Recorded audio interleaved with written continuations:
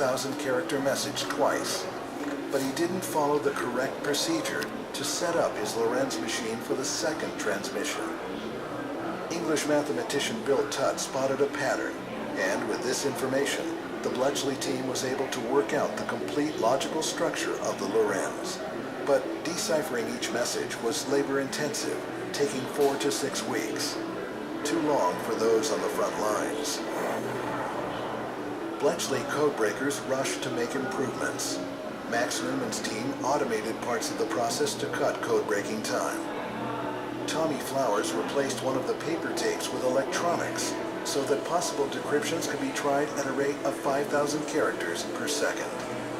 Now, decryptions that once took weeks were completed in hours.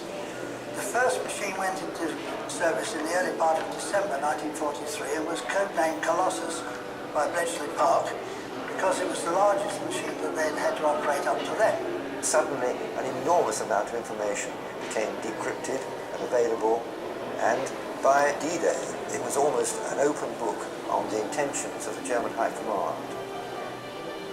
To divert attention from plans to invade at Normandy, Allies launched a massive deception plan. Messages decoded by Colossus revealed the Nazis suspected nothing. The successful landing of Allied troops on D-Day was the turning point in the war. Following D-Day, Allies swiftly destroyed communication landlines. Germany was forced to rely on radio transmissions, transmissions decoded by Colossus. By the end of the war, 10 Colossus machines decoded messages around the clock. Historians now reckon that with the aid of the Mark II Colossi, we shortened the war by at least 2 years. Allied troops returned home to heroes' welcomes. But the inventors of Colossus were forced to remain silent about their role. With Cold War tensions stirring at war's end, Winston Churchill didn't want the Soviet Union to know the Lorenz code could be broken.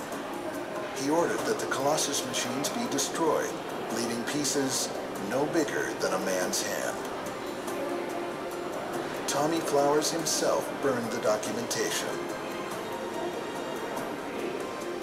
For 30 years, the Colossus remained a closely held secret. But in the 1970s, as government documents became available, its historic and technological importance was revealed. Colossus had many features now associated with digital computers. Some regard it as the first digital computer. In 1991, Tony Sale, a British expert on World War II code-breaking, gathered a team to rebuild Colossus and see it restored to its rightful place in history.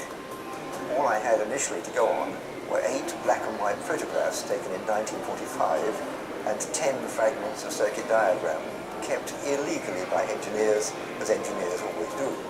With advice from Tommy Flowers and others, the Colossus rebuild was completed in 1996. The Americans, for years, got away with the myth that their ENIAC computer was the first in the world, and that wasn't working until 1946. Once again at Bletchley Park, Colossus is honored not only for the war it helped end, but for the age of computing it helped begin.